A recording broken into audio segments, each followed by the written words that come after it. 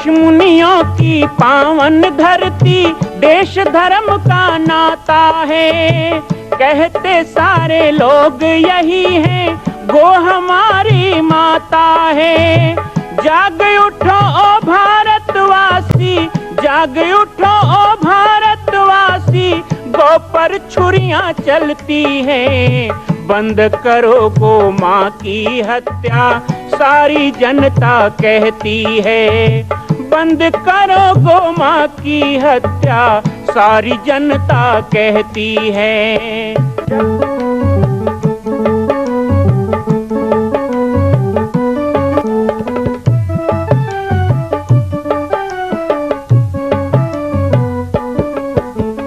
जगह जगह पर बूचड़ खाना, लाखों गौएं कटती हैं। किसे सुनाए व्यथा हमारी, नैना नीर बहाती हैं। रक्षा करना गौ माता की, रक्षा करना गौ माता की, गीता ज्ञान सिखाती है। बंद करो गो माँ की हत्या, सारी जनता कहती है। बंद करो गो माँ की हत्या, सारी जनता कहती है।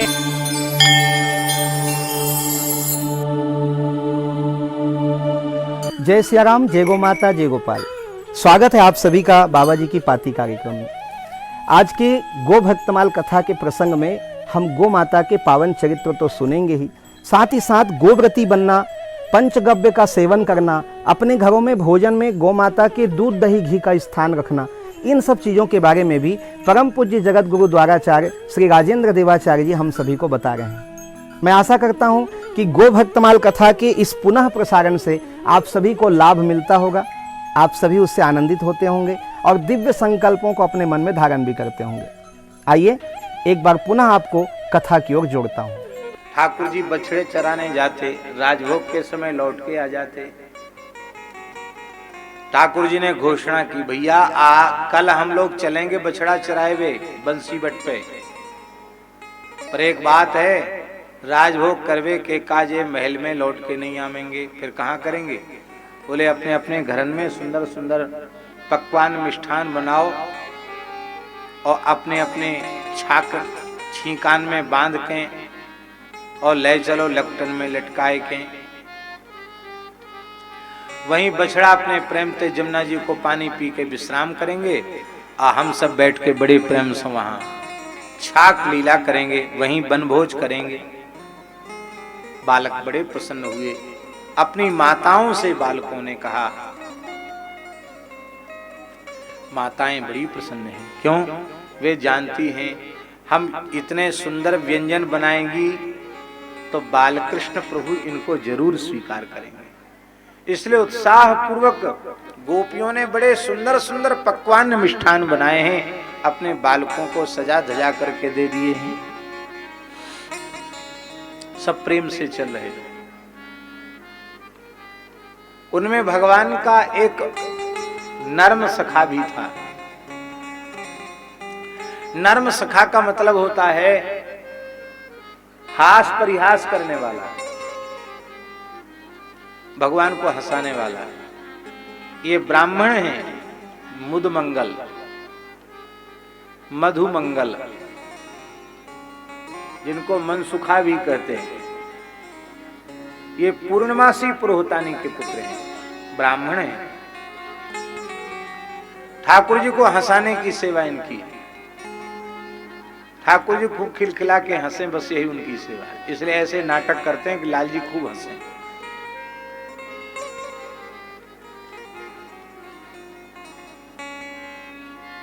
एक हमारे ब्रज में बरसाने में एक बाबा थे, रामानंदी साधु थे।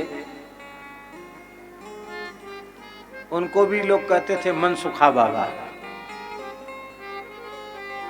रास बिहारी के जो स्वरूप हैं वो उनको कहते थे मनसुखा बाबा। तो हमने खुद अपनी आंखों से देखा, रास बिहारी बालक चाय जैसे रोए गाए रहे हों और मनसुखा बाबा के आते ही खिलखिला के हंसने लग जाते। मुकुट श्रृंगार में नहीं, बिना मुकुट पोशाक के, ए मनसुखा आयो, मनसुखा आयो, मनसुखा आयो, मनसुखा बाबा आयो। अब छोटे छोटे ब्रजवासी वाला कुछल कूदने लग जाते, कोई उनकी धोती खींचता, कोई अचला खींचता, कोई कमंडल उठा के भागता। हमने बरसाने में खुद देखा,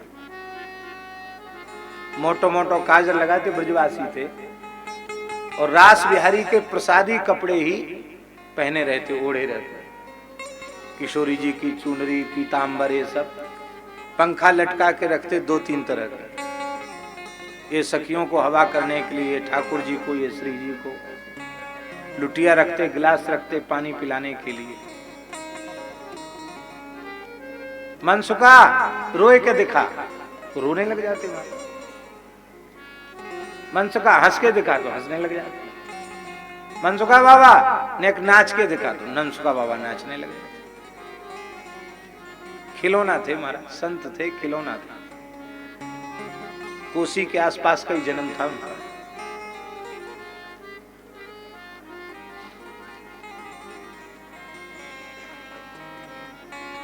यहां जांग में उनकी फोड़ा हो गया बहुत भारी,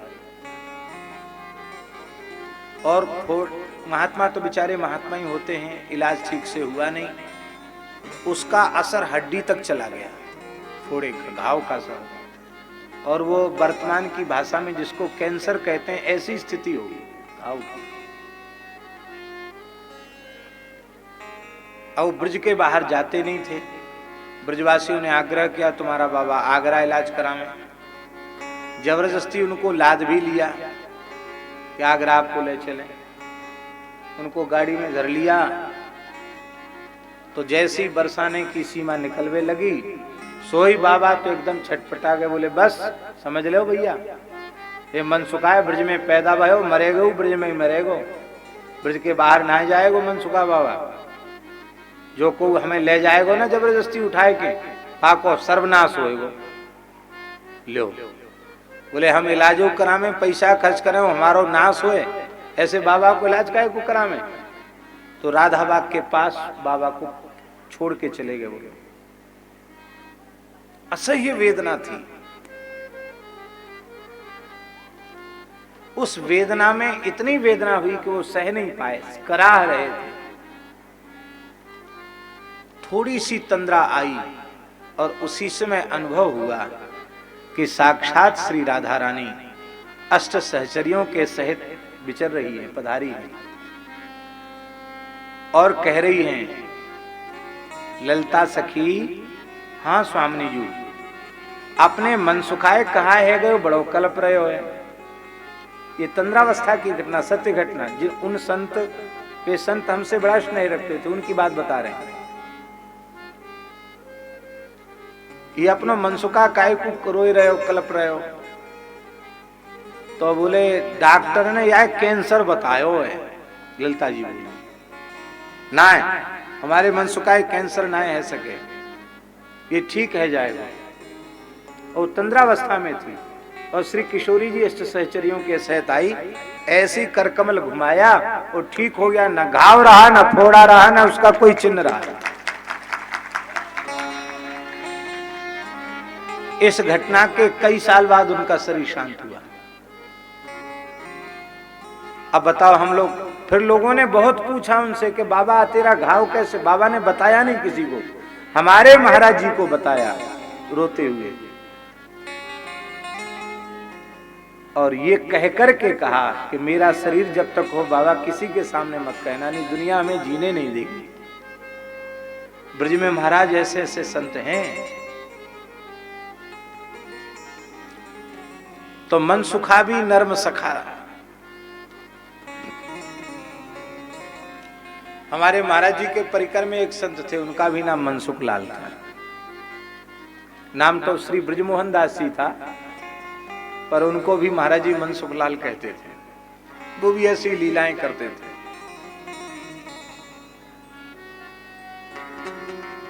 विचित्र विचित्र लीलाएं करते थे। एक बार ठाकुर जी के स्वरूप, गिरिराज जी, शालिग्राम जी वगैरह के स्वरूप एक कपड़ा में बांधे और बड़े रसोई घर के जहां से धुआं निकलता वहां बांधिए मनसुख लाल ने। अब सब घबरा गए, ठाकुर जी कहाँ गए, ठाकुर जी कहाँ गए। अरे बोले ठंड पड़ रही है, यहाँ से गरम गरम धुआं निकल रहा, सिक जाएंगे ठाकुर जी।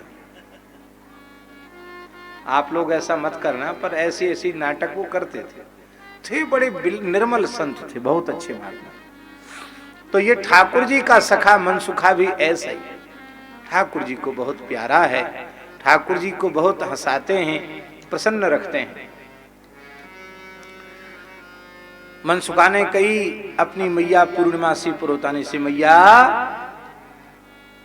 लाल जी की आज्ञा भई है, आज वन भोज होएगो, बढ़िया बढ़िया रसोई बना। बोली देखो मैं हूं ब्राह्मणी, मैं सवेरे ते चूल्हा चक्की के चक्कर में ना पड़ूं, मैं तो अपने गोपाल जी को भजन करूंगी, माला फेरूंगी। हाँ, और तू तो देख ब्राह्मण को बेटा है, तो ये तो बिना दिए कोई खावे कोई नहीं, तो तेरो तो 56 भोग अपने आप रह जाएगा। अरे सब बनाए के ले जाएंगे, कछु न कछु सब देंगे, तो तेरो तो 56 भोग अपने आप रह जाएगा, इसलिए तू तो ऐसे ही चलो जा। पर मनसुखा ने विचार कियो कि मैं ऐसे ही जाऊंगा खाली हाथ तो हमारी बड़ी बेइज्जती होगी। तो मनसुखा ने क्या किया, कनेल जानते हो ना, कनेल, कनेर, कनेर, ये पीला फूल होता है जो लंबा सा, क्या कहते हैं, कनेर। उसमें फल होते हैं, छोटे बच्चे उनसे खेलते भी हैं, गोली भी खेलते हैं उसी से। तो कनेल के जो फल होते हैं, उन फलों को मनसुखा ने एक पोटली में बढ़िया बांध के अपनी लकुट में लटका लिया और गीत गाता हुआ चल रहा है। सखा एक दूसरे की पोटली टटोलते हैं किसमें क्या है, मनसुखा अपनी लकुट को ऊपर कर देता है, कोई छुए नहीं। और कोई पूछे मनसुखा तेने अपनी लठिया सबसे ऊंची कर रखी, कहा या में, अरे बोलो मत, छुओ मत, बढ़िया मगध के लड़ुआ हैं, बहुत मुंह मन डरे भयो है, छूते ही फूट जाएंगे।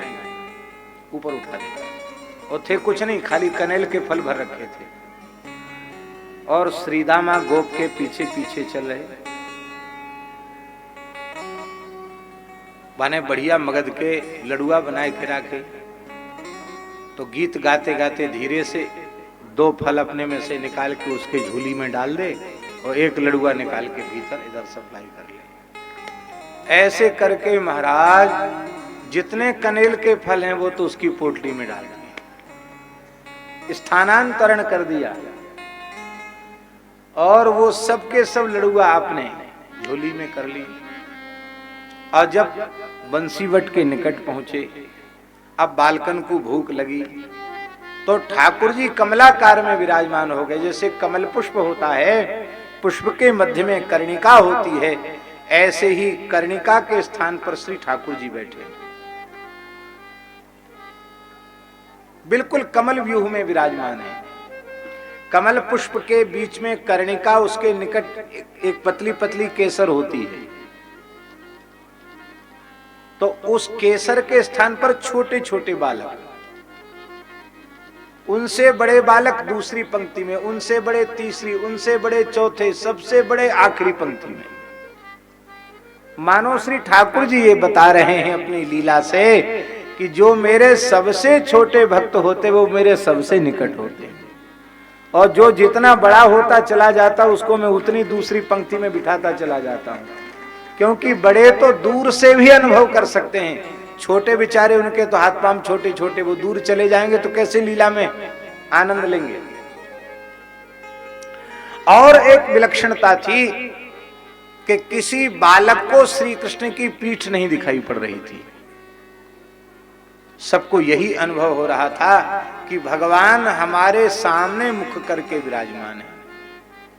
क्यों ना हो, सर्वतः पाणिपादोस्य सर्वतोक्षिशिरोमुखम सर्वतः श्रुतिमल्लोके सर्वमावृत्य तिष्ठति। भगवान वेद कह रहे हैं सर्वतः पाणिपादोस्य, भगवान के चारों ओर चरण हैं और चारों ओर हाथ हैं, चारों ओर नेत्र हैं, चारों ओर मुख हैं, इसलिए सबको भगवान का सन्मुख दर्शन होता है। श्याम रहत सन्मुख सदा, ज्यों बच्छा हित धेनु के, विदित बात जग जानिए, हरि भय सहायक सेन के। ठाकुर जी सदा सामने रहते हैं भक्तों के। ठाकुर ने कि भैया अपनी अपनी पोटरी खोलो, जैसी अपनी अपनी गांठ सबने खोली है। अब मुदमंगल के सामने तो बढ़िया मगध के लड़ुआ और श्रीदामा के आगे कनेल के फल सब चढ़ाए हुए लगे। अरे बताओ, इतने अमीर बाप को बेटा है कि और कनेल के फलन ने खावेगा। वो बेचारा बालक रोने लग गया। बोले हमारे तो बढ़िया मगध के लड़ुआ थे, तो ये कनेल के फल कैसे हो गए? अरे या मनसुखा ने ले लिए होंगे, ये हमारे पाछे पाछे चल रहे हो, यही तो है लड़ुआ। मनसुखा बोलत इन लड़ुआन पे तेरो नाम लिखो भयो कि तेरी मोहर लगी हुई है। अरे हमारी मैया बड़ी बूढ़ी है तो कहा सही लड़ुआ बनाए, वो ना जाने बढ़िया लड़ुआ बनाए के दिए। स्वीकार ही नहीं करे कि हमने चुराए। ठाकुर जी बोले ऐसा कर श्रीदामा तू हमारे संग बैठ, मेरी छाक तेरी छाक, हम दो एक ही संग बैठ के खाएंगे। अब तो बालक प्रसन्न हो गया, सब छीन झपट कर खा रहे हैं। बालकों में कोई विचार नहीं है जूठा मीठा का। कोई कोई बालक अमुक व्यंजन पाता है, खाता है, उसको याद आता है ये गुलाब जामुन तो श्री कृष्ण के योग्य था, अरे मैंने खा लिया। खाने के बाद याद आती कि ये तो ठाकुर जी के योग्य था। अरे कन्हैया तेरी सौगंध तू खाए के तो देख कितना मीठो है। ठाकुर जी उसका जूठा पाले थे। कोई सखा कहता कि कन्हैया अचार तो हम खाए गए, अब मसालो लगा हुआ उंगली पे तो चाट के तो देख, देख मेरी मैया ने कितनी जोर की कढ़ी बनाई, आधी पी ली। बोला तू पी के तो देख। ठाकुर जी लाओ पी के देख। हाँ भैया बड़े जोर की बनाई, देख कैसी बढ़िया छाछ बनाई। ठाकुर जी छाछ पी लेते। ब्रह्मा जी हंस पर विराजमान होकर लीला देख रहे। बोले ये भगवान नहीं हो सकता, ये परमात्मा नहीं हो सकता। बालकों की जूठन खा रहा है। वशिष्ठादि ऋषि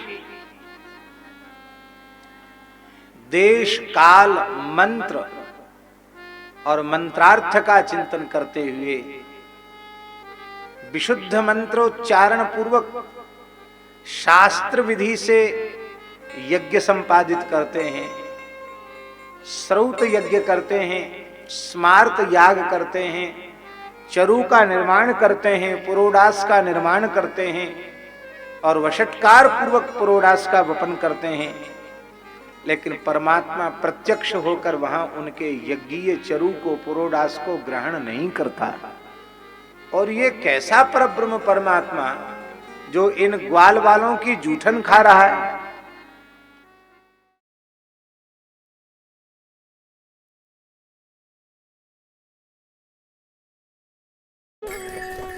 पावन संकल्प गौपालन का, पावन संकल्प गौ माता के संवर्धन का। और इसी संवर्धन के साथ आज की बाबा जी की पाती कार्यक्रम को हम यहाँ पर विश्राम देंगे। आप सब इसी तरह जुड़े रहें, गौ माता से भी जुड़ें और गौ माता के सुंदर सेवा का संकल्प लेते हुए अपने जीवन का आप उद्धार करें। आत्मोद्धार के लिए गौ पालन आवश्यक, इस विषय पर भी आप लोग अपनी जिज्ञासाएं हमें भेज सकते हैं। आपकी जिज्ञासाओं को हम बाबा जी की पाती कार्यक्रम में सम्मिलित करेंगे। आप सबके द्वारा भेजी गई जिज्ञासा आधे मिनट वीडियो के रूप में हो, उसे मोबाइल को आड़ा बना करके आप बनाएं, आवाज़ साफ होनी चाहिए, तो हम अपनी पाती में सम्मिलित करेंगे और उसी विषय पर हम चर्चा भी करेंगे। तो पुनः कल जुड़ेंगे आप सबके साथ एक नए विषय के साथ, गौ माता के महिमा, गौ माता के संवर्धन के संकल्प के साथ। मैं राम बालक दास महात्यागी आप सबसे विदा चाहता हूँ। जय सिया राम, जय गौ माता, जय गोपाल।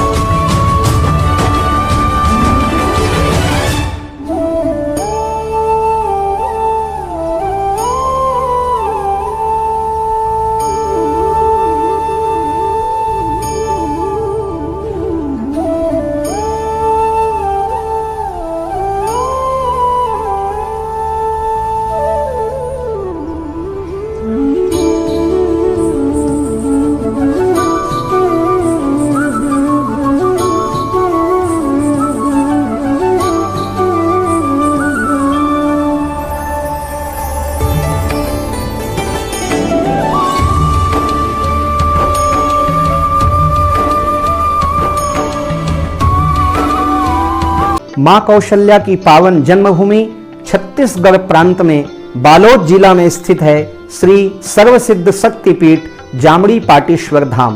परम पूज्य सद्गुरुदेव राजयोगी बाबा जी की तपस्थली श्री पाटेश्वर धाम और विश्व के अद्वितीय मां कौशल्या जन्मभूमि मंदिर निर्माण का दर्शन करने और इसी प्रकार समसामयिक विषयों पर अपना ज्ञान वर्धन करने के लिए और 10,000 गायों के लिए बनने वाले श्री हनुमान नंदीशाला गो अभ्यारण्य का समाचार प्राप्त करने के लिए आप सभी देखते रहें YouTube चैनल पर राम बालक दास, और हमारे चैनल को आप सभी सब्सक्राइब करें, घंटी का बटन दबाएं ताकि आप सूचनाओं से जुड़े रह सकें। जय श्री राम, जय गौ माता, जय गोपाल।